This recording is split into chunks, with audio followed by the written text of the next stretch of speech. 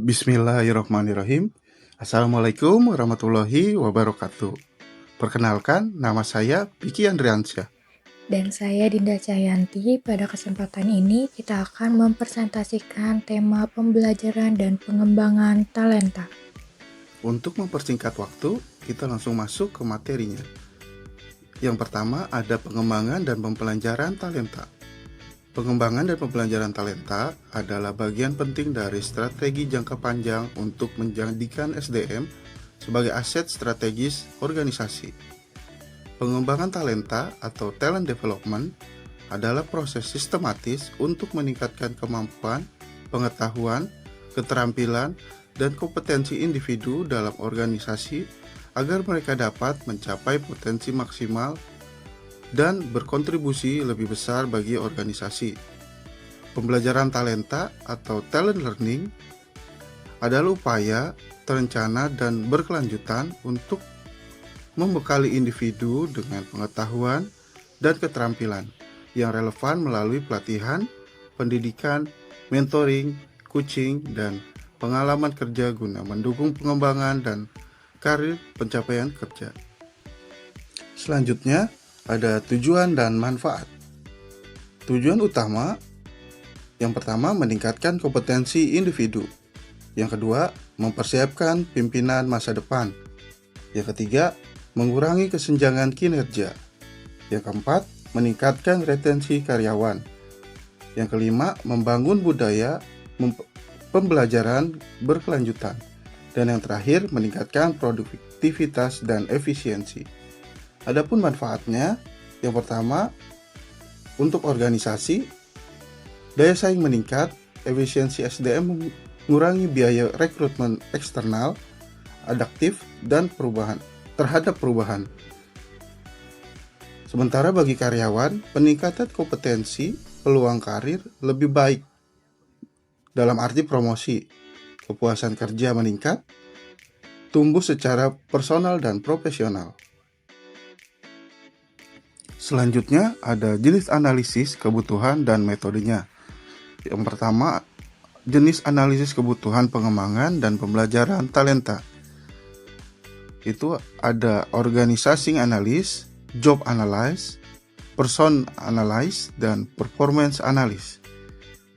Sedangkan metodenya bisa melalui survei, wawancara, fokus grup diskusi, observasi, penilaian kerja, dan uji kompetensi. Di sini ada studi kasus pada perusahaan Unilever Indonesia Tbk Future Leaders Program.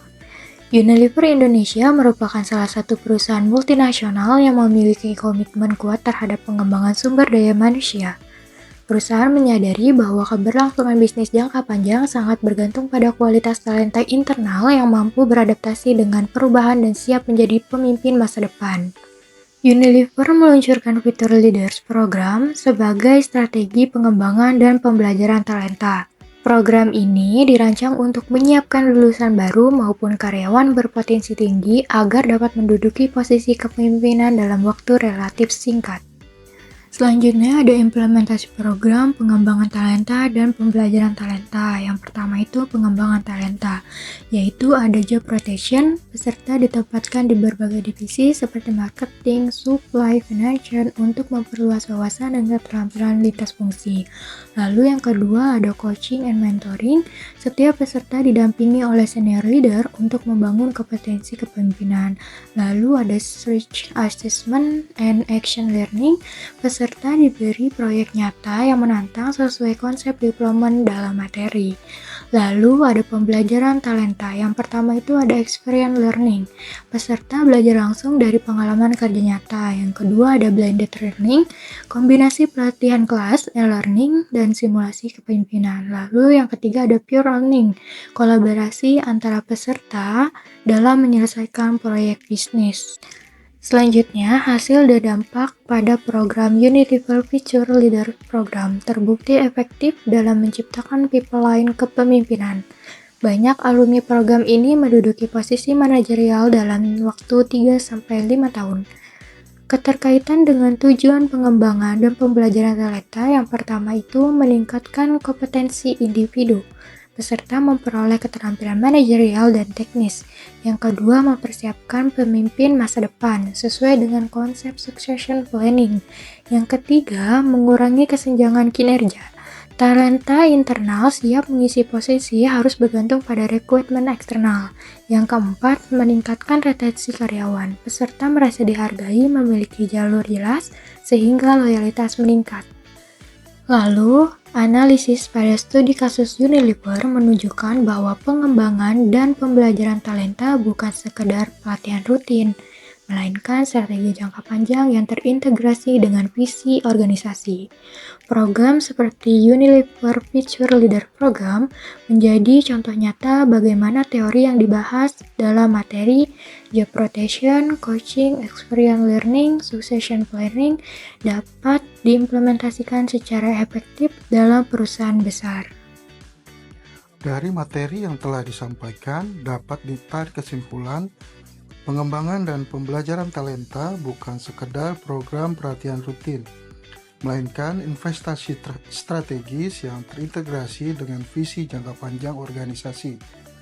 Pengembangan dan pembelajaran talenta adalah jembatan yang menghubungkan potensi karyawan saat ini dengan kebutuhan kepemimpinan dan strategi organisasi di masa depan.